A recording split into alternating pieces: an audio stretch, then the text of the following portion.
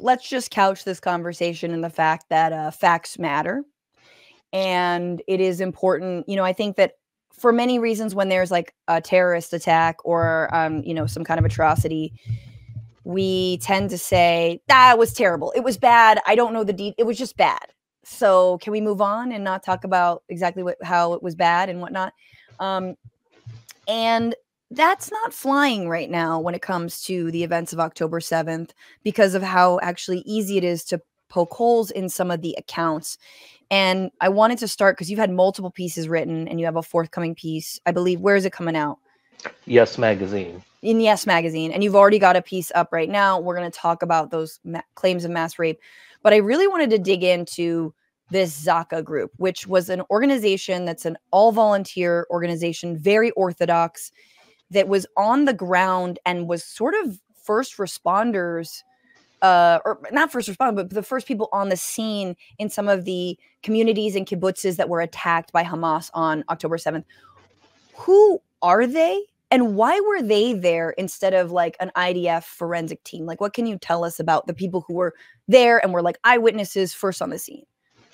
Yeah, so, obviously what we're witnessing is just mind-boggling, unbelievable, and there's lots of just horrifying stories that have come out over the last 6 months, like things like the Flower Massacre or these children just, that look like concentration camps victims, skeletons who are being starved to death. People are eating animal feed, just on and on and on. But the batshit craziest story is Zaka. And the way I explain it, Zaka is the intersection of Epstein Island and Enron and George Santos. So, oh man, you flatter him. Zaka, there is ultra-Orthodox group, sometimes the term Haaretz is used, who basically have taken the lead for the last 30 years to recover human remains after a mass casualty incident, right? Yeah. Israel is like the only government in the world that this stuff is privatized. And so they were allowed in after October 7th. Now, Israel is the second most sophisticated military in the world after the United States. They have a whole unit, trained soldiers who are trained in how to recover human remains, how to preserve forensic evidence, and to do it under fire. They were mobilized and then explicitly told to stand down. So what the real story is there are Israeli government officials who outright admit that we depended on Zaka and their stories to influence Western reporters. The one official in Netanyahu's office, Eitan Schwartz, said outright the entire state of Israel was focused on framing the narrative that Hamas equals ISIS. And the men of Zaka, the gracious men of Zaka, were instrumental in showing Western reporters what type of evil we're dealing with, what type of human monsters.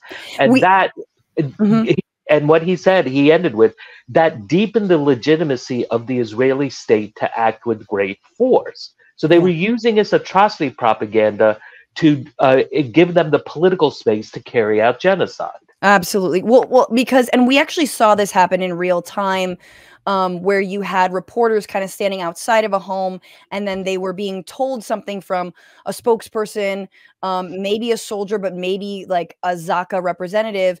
And this reporter's not in the scene. They didn't see the things for themselves. But some of those, and you can be more explicit, but some of these claims, and I think people remember, were things like there were 40 beheaded babies, there was a pregnant woman whose baby had been cut out from her stomach, even like children in ovens and something, babies in oven, eight babies and children hung on a clothesline, 8 beheaded babies. All of those are lies. There was one baby, 10-month-old Mila Cohen, who was shot in the arms of her mother. They were in a safe room, and she was shot through a door. That's, of course, one baby too many, one person too many, but that is it. And these lies were coming from top officials. Biden was repeating these lies, saying that there were photos, even though he was told by his staff not to say this. And he was saying it as late as December. So you have the president of the United States basically spreading atrocity propaganda, and it's all designed to make Hamas and the Palestinians equal ISIS, because then it becomes this unique evil that has to be exterminated. Right. Now, the story of Zaka and the role it plays is even just, it's so insane.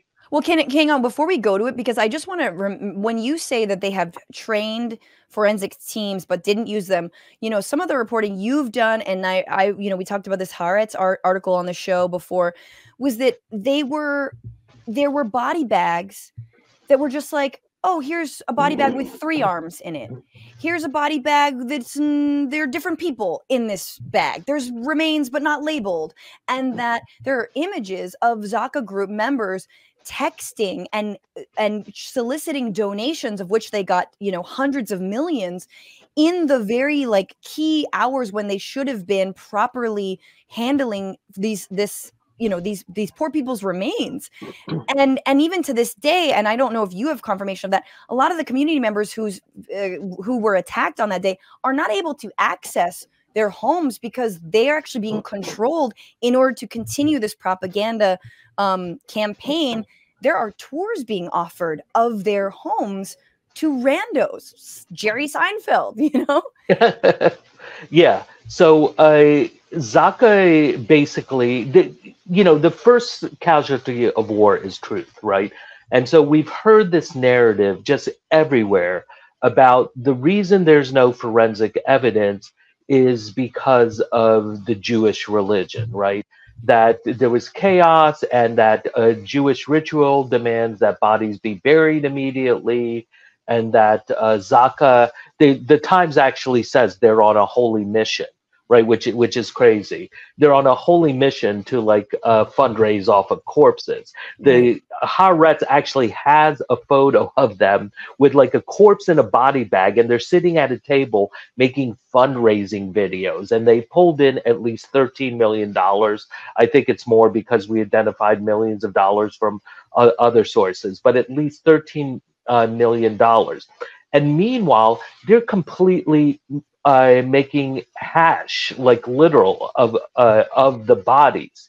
What you said is right? They're mixing different people's remains in the same body bags. They're leaving remains uncollected. They are also rebagging remains from IDF body bags into Zaka body bags for publicity. Oh boy. And they're leaving behind remains in the old body bag, and including forensic evidence like bullets, right? And so it is just the height of anti-Semitism to claim there's no forensics because of religion, when it is just this gross cash grab, because Zaka was completely bankrupt on October 7th. And so there was basically this deal made that Zaka, in return for their atrocity propaganda, and we have, in the reports I've done, one of the leading officials, Yossi Landau, in 4 different interviews, he talks about fabricating stories. He says, we use our imagination. The bodies is telling us stories, right? They're outright, they're literal crisis actors. He's on at the Jerusalem Press Club weeping over this pregnant mother who's butchered and the fetus is taken out and stabbed. And Haaretz is this did not happen. Israeli news channels, and that's the crazy thing, Israeli media, as problematic as they are, have really been in the lead of showing how all this stuff is fake. And none of it makes it into the US media because I guess it would be anti-Semitic. Well, that's so key. I mean, because really, it's not for Israel. It's for the rest of the Western audience, or whatever, I guess the United States and anyone who would continue to fund this. They have an incredibly shady past that somehow the New York Times, the CNN, all these other outlets have no trouble quoting or getting their information from Zaka, but they don't even talk about what this group has done. And so tell us. Oh my, it is just absolutely bonkers. And again, this is all over Israeli media. You know, it's on News Channel, it's on Haaretz, it's in the Times of Israel, which is a right-wing publication, the Yehudot Haraknat, which is like, you know, known as the New York Times of Israel. So basically what the story is there's a precursor to Zaka that's founded in about 1990 by Yehuda Meshi Zahav. And in 95, it officially becomes Zaka. And it's these ultra-Orthodox Haredi men who they're basically after these mass casualty attacks, right? It could be a traffic accident, but this was also what the era where you start to have suicide bombings. Right, they come in and collect human remains. And so they're presented, you know, like I said, the New York Times is like, oh, they're on a holy mission. Right. You know, they're volunteers. They arrive on the scene. Right. Okay. But the real story is just so absolutely bonkers because what it starts with is Yehuda Meshi Zahav. He's part of this sect, Notori Karta. They're the anti-Zionist Jews. They're the ones who show up at all the Palestinian rights demonstrations. Right. You know, with saying like, you know, we're against Israel, and which is correct theologically because Israel is only supposed to be established when the Jewish Messiah arrives. So they take the theology seriously. So, but he's part of this Jewish underground terrorist group that is basically targeting other Jews for violating halakha. That is Jewish law. So they're going after Jews who are driving on the Sabbath. They're going after archaeologists who are digging up remains. And here's the real kicker. They're going after forensic pathologists, right? It's back to the forensic pathology because they're defiling bodies and they're keeping remains that need to be buried right away. So Zaka is sending these forensic pathologists and their children. First of all, they're like planting fake bombs outside their homes. They're sending them envelopes with a bullet and a letter that says, this time it's in the mail, right? Basically outright death threats. So they're this ultra-Orthodox group that actually like, so to your earlier point, do they kind of believe, does their sort of like extremism believe that like you should bury bodies immediately and we can't do forensic studies that you were saying? Exactly. That is like, if you go look up Zaka, and what they do, the number one thing they advertise is they have a whole legal team to prevent autopsies from happening, right? So these are the guys who end up making a complete mess of the forensics after October 7th. It's wild that you would sick this group who's just like known for like using their religion, their interpretation of their religion, of course, to be like, oh yeah, these guys are the ones who are gonna get to the bottom of exactly what happened to, you know, the people who are attacked by Hamas. Like, oh no, the guys who literally don't believe in getting to the bottom of what happened. That's wild. So the other crazy element, as Yehuda is part of this, and apparently he led this group when he was a young man, like in his late teens or early 20s. He's also he's rapey McRapeface, right? So starting in the 1980s, we should workshop that name, but okay. he is raping boys and girls and young women, some as young as 5 years old. Oh my God. And so I didn't even include this in one of my stories. This is the founder, Yehuda Meshi Zahav. And so and this, everyone in the community knows it, right? Because the ultra-Orthodox community is extremely insular. And it's also, there's this whole principle, you never tell anyone on the outside. You're a Moser, which is, you know, a snitch. So you never say anything to anyone on the outside.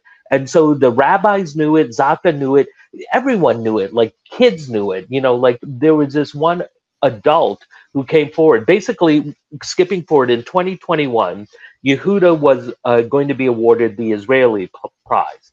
That is the highest civilian award. It's the equivalent of the Presidential Medal of Freedom. That was too much for his victims. And suddenly lots of them started to come forward. This is what he did to us, right? So the prize is revoked. He tries to commit suicide by hanging himself. Unsuccessful. He slips into a coma, dies a year later. But these accounts are just all so crazy. Like, is one now That's adult, we've got the Epstein link here. We finally you've come right? full The circle to the Epstein, Epstein link. the Yeah. Epstein Island, right? So he said, so Yehuda would come into these Orthodox neighborhoods in his new cars, and he was getting new cars from Zaka, and he would invite us into his car and kids into his car, and then he would get busy with them. And this guy said, quote, Don't say that, baby. we didn't hear this. We saw it and we experienced it. So, and the thing is, there were multiple police investigations that were closed. Yehuda and two of his brothers were also, one of them was convicted of raping a female relative. Another was under investigation for abusing seven Orthodox girls who were like in group homes. And they're using Zaka resources. They're giving them money. They're giving them cell phones. They're giving them Zaka certificates. Because the thing was, there's not a lot for young men to do in these communities. And let's forget about young women because they're basically treated as baby machines. Right. And so Zaka became seen as something very positive because it was an outlet for these young men. And so for Yehuda, this became a way for him to be a predator, right? So this was completely known through This is why. I just want to say, because this is wild in that, you've got an organization like UNRWA, like a reputable organization that is now, because of more lies told by Israel, it has been completely defunded by the United States, starving Palestinians because of unsubstantiated claims. And again, like, if you so much, I mean, Arun, if you so much as give an award to a Palestinian poet, if you so much as invite a Palestinian to speak about the occupation in a university, if you so much as have an association with the people of Palestine, you will be obviously fired, or a campaign against you by propagandists here. You'll be called anti-Semitic. You'll be not given job opportunities. You'll have to resign from your post as a president of a university because of your loose associations with, I'm sorry, a colonized, oppressed people. In exchange, you have this completely disreputable organization that is being lifted up by Western media and completely hook, line, and sinker. And they're not even issuing apologies. Sorry, this organization is a super extremist Orthodox organization, and also founded by a pedophile that has, tens of rape victims. So our bad. Maybe we shouldn't quote them. I think it may actually be hundreds. That's what I'm saying. Like Zaka itself, Yehuda Meshi Zahav and his brothers are probably raped hundreds of Israelis, which is far more than all the fake rape claims combined. But the story just keeps getting crazier, right? So in the Orthodox communities, there are modesty patrols, right? And we hear all the time, oh, Iran and Saudi Arabia are so bad. They've got these modesty patrols, right? Vigilantes. And that is bad, but it also exists in Israel. Mm-hmm. And they totally knew about Yehuda. And they hatched a plot that they were going to catch him red-handed and castrate him. And so they did catch him red-handed, right? He was diddling with some teenage boy or something. But he escaped their clutches. This is about 1989. And so he basically then had no future in the community or Notori Karta. So this is when he makes his peace with Zionism.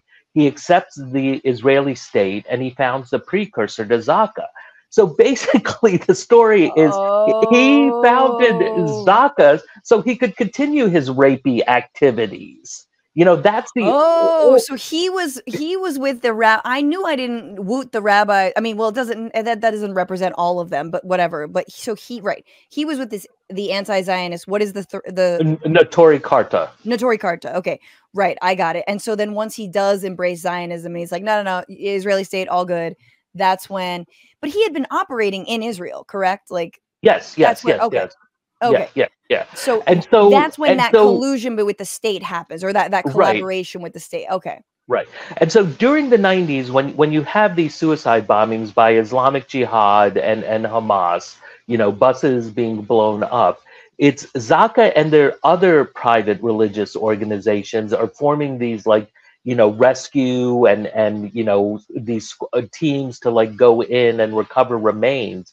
And they're going in, they're fighting over who has the authority at the scene. They're also fighting over who can get pictures first, right? This is another thing we've heard. Oh, we don't take pictures because we're religious. They're fighting over who can first take pictures and videos and send them to the media so they can use them as fundraising. Oh, And could you sure. imagine you were on a bus and it's blown up and you've got the shin bone from the bus driver sticking through your stomach, and these guys are arguing who gets to take a picture of you first?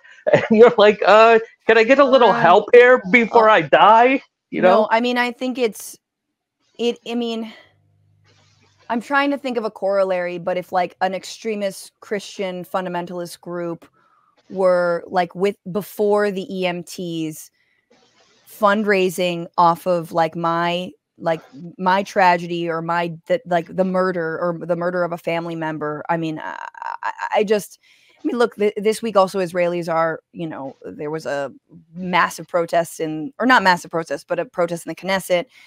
They're fucking fed up, as they should be. But Deanne, you have no questions, right? Everything's super clear. It makes sense. We launder all this information.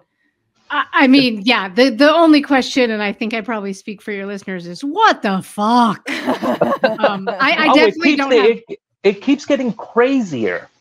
Well, we have to wrap soon, Arun, though. So, okay, so basically, Yehuda and his brothers set up a dozen crime novel I've ever. I don't want to finish reading it. They set up a dozen shell organizations to fundraise for Zaka. They take 50% off the top. They very quickly got into financial trouble, and so we know this because there's court-appointed auditors who are telling them, you've got to stop doing this, and they're basically going like this. They're going around the world raising millions of dollars. They're spending it on new cars. On behalf of the state of Israel? Well, no, on behalf of Zaka. They set up a dozen. If you Google Zaka, there are all these different Zaka groups still, right? And so they're fundraising all this money. There's Yehuda's living in this multi-million-dollar villa. They're spending it on plane flights, 5-star luxury hotels, paying their food bills, new cars. So this is the Enron part, right? It becomes this giant grift.